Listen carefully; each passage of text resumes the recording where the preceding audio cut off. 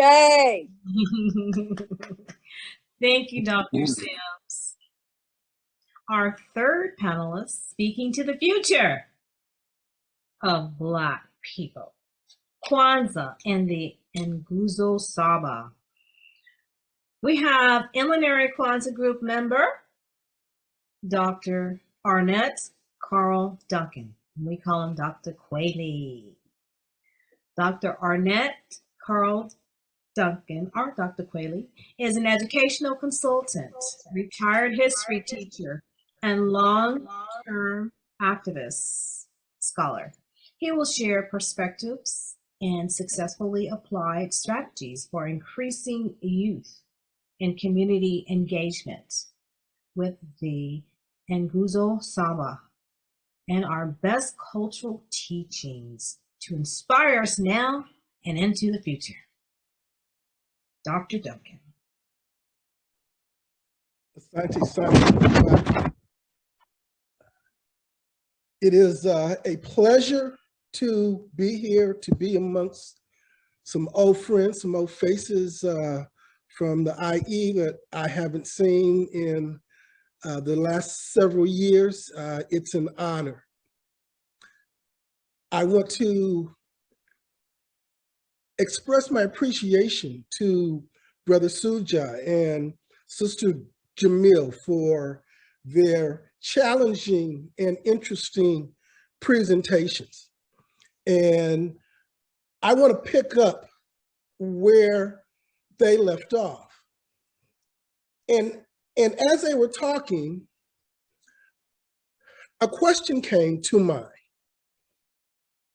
So how do we develop Kwanzaa for a generation that is not going to have direct knowledge or contact with those that created Kwanzaa, and much of what they do know is going to be filtered through sources like TikTok and other social media. They are in a very different place.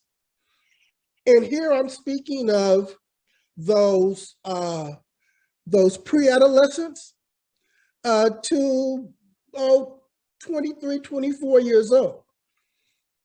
I'm going to speak about the future, and the future is in them.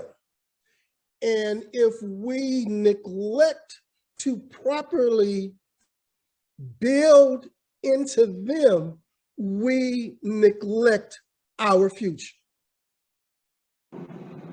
So a general approach that I take as an educator relies on the concept of Sankofa. Sankofa is not about the past. So you reach into the past to build to the future. But the reason why you do this is, I don't need the slide just yet. The reason why you reach back into the past is because the past is going to show you the pathway from where we came from to where we are. And if we know how we got to where we are, then it becomes a lot easier to figure out what our next steps should we see what the successful path is. So I want to give an example here. So in the 5 years immediately after enslavement, African Americans established thousands of schools, including schools of advanced learning. Now, people always challenge that because what they know can't hold that fact. It doesn't fit what they know about slaves. So I taught post-secondary sociology and secondary US history Well, I taught sociology for 10 years and secondary U.S. history for 21 years. So one day in class, it's about 2007, early in the school year, probably the middle of September, young man asked a question in class. I paused before I answered, and when I went to answer, a young lady jumped out of her chair and she sprinted out of the classroom. Bam, she hit the door, and I was shocked. And I looked at the class, I said, what happened? And everybody just shrugged their shoulders. So I walked to the door and I peered through the window, and she was sitting on the floor against the wall on the other side of the hallway. I went outside, her head was between her knees. And I bent down and I asked her, are you okay? And she said in tears, I just can't take it. I don't want to hear any more stories about Black people being bitten, being beaten, being raped, being lynched. It was amazing because the question and the subject in class had nothing to do with enslavement. But it's so interesting that what she had been taught had such a deep impact on her. Now, every time the subject of enslavement would come up, I would have many students ask me if they could be excused from class. And I always dissuaded them from doing it because they hadn't had my class. Well, this is kind of deep. I think it's deep. But as I'm waiting for my turn here, I got a text from one of my former students asking me, I know y'all probably can't see this well, but asking me if I want some books on African history. And I know you couldn't see that, but that's okay. So it is powerful how that trauma that our young people are taught just by going to school, and all of our young people are pushed into these public schools who teach them a history that traumatizes them.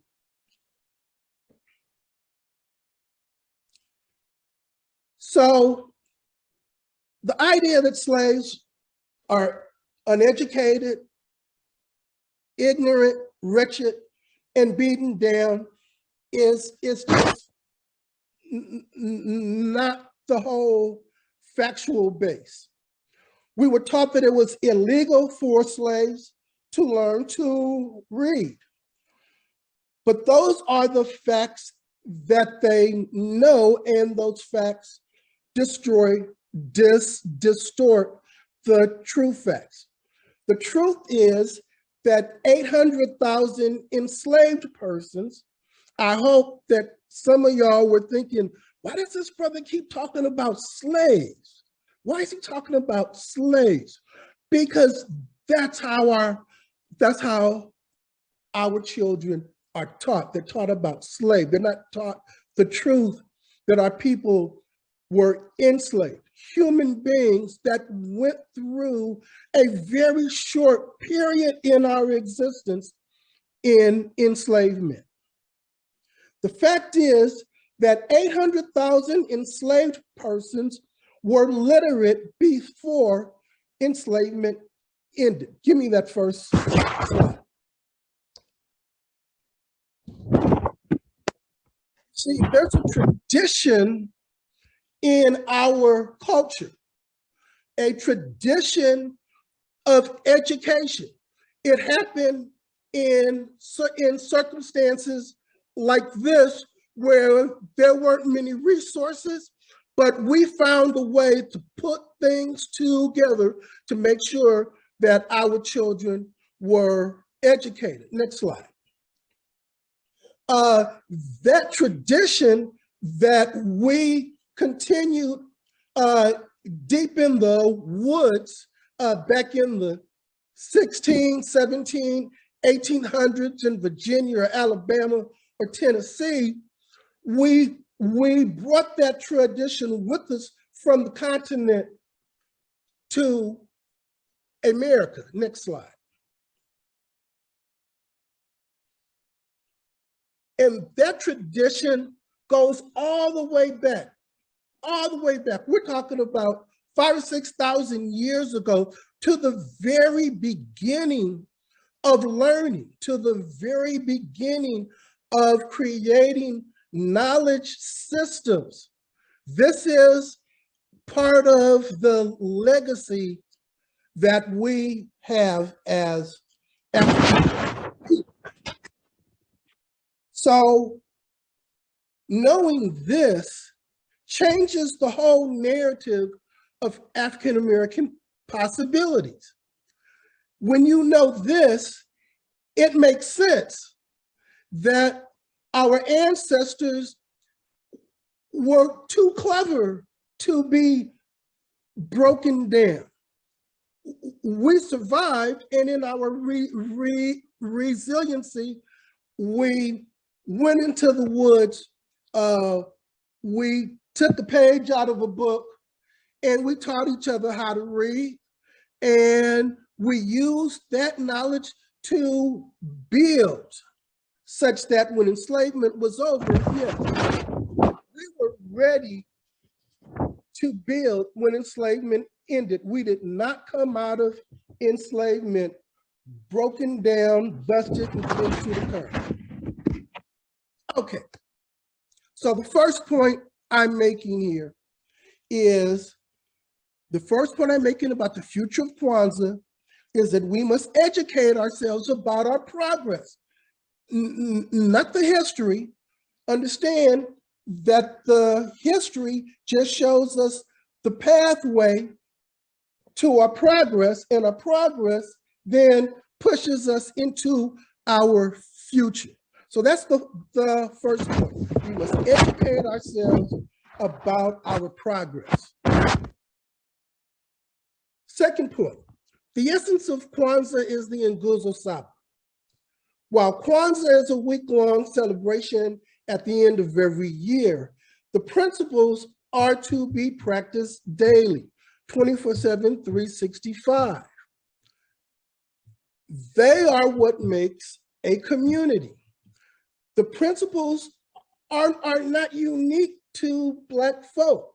All successful ethnic communities practice unity, self-determination, collective work and responsibility, cooperative economics with a purpose, with creativity, and with faith in themselves.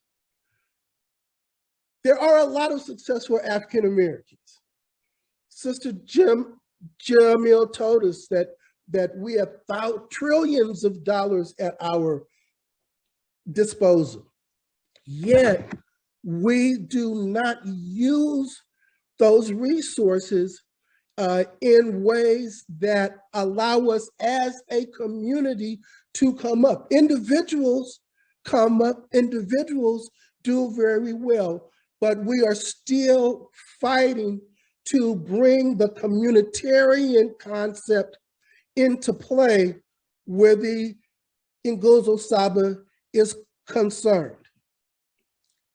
So we have a false narrative about ourselves in our head. And maybe I will say to this audience, our children in public schools have a false narrative of themselves in their heads.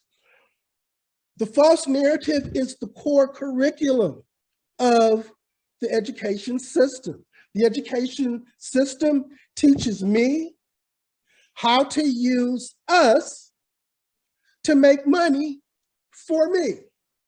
I mean, that's American capitalism at its best. And if you do that and you do it effectively, you are going to get applauded and probably have 1 million followers on social media. That's what our children are taught. Until we eliminate the daily damage done by public schools, we are on what is like a hamster wheel. We openly and proudly proclaim moving out of our communities as a sign of success. Get up out of the hood. Point two is this. Point two about the future of Kwanzaa is that Black people must be educated about more than just the truthful narrative. We must learn how to create a long-term strategies for community stability and community growth. So understanding that history that ties us into the progress that's going to lead us to the future must also come with strategies for community stability and commercial growth. Last point, point three. And I'm talking primarily to Gen Z and Gen Alpha. Those are those preteens to those who are just starting to enter adulthood. And I can say it wouldn't surprise me, and I'm not sure how upset I'd be if Kwanzaa traditions are modified or even changed by the amazing adolescents and who are approaching life with a novel set of expectations. There is a critical core among them who don't just want a job, a corporate career. They don't want to be scared or intimidated by the police. They don't want to worry about environmental Armageddon. They are, not that they might, but they literally are doing things differently. Most of all, and first of all, they need us. We might call ourselves elders. They need us to create spaces where they can get the education that plugs them into their historic progress. Straight up, public schools have always failed us. If that's not true, then let's go back to the time when the public schools served us effectively and then do that again. The problem is you can't find a time when the public schools served us effectively. Let's go to those slides. So we have our young people who are going to use the technology, which has them thinking and creating in ways that many of us are still trying to catch up with, and many of us won't. Next slide. We have this fresh energy.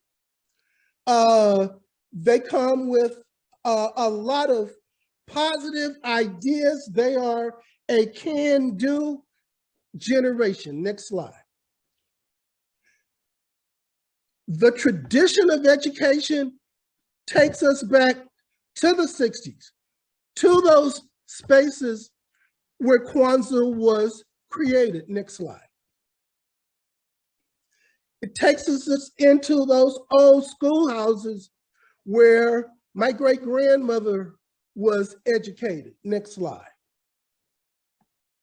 It takes us into enslavement, where we taught ourselves how to read and write and calculate such that we were ready to not just build the school, but also to be the accountant and the textbook writer too. Next slide.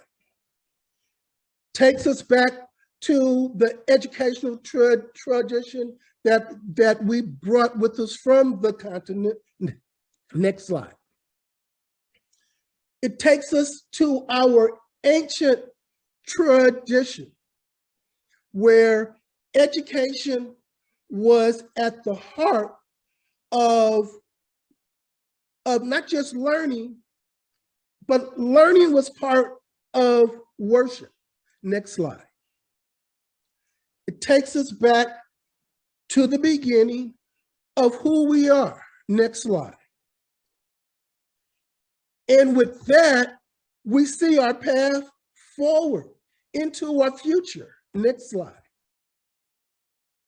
And the future that we build, understanding our path forward, will empower us to do what we need to do for us. Next slide.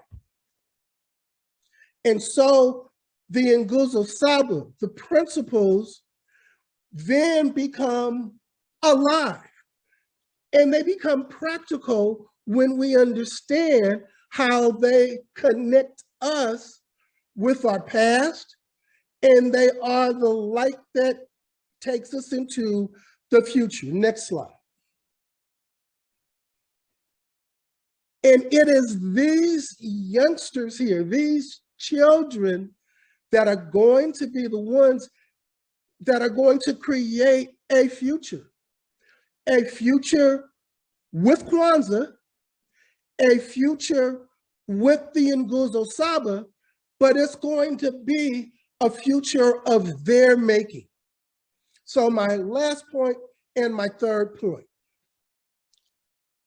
The point 3 about the future of Kwanzaa is that we must create spaces where a curriculum of human progress can be learned. We must teach our children to be community committed entrepreneurs, able to organize collective work and strategize our cooperative economic base for the purpose, NIA, of our wealth and prosperity.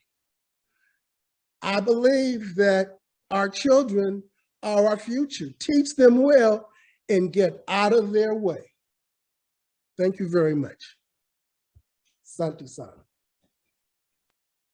Asante sana. Thank you very much.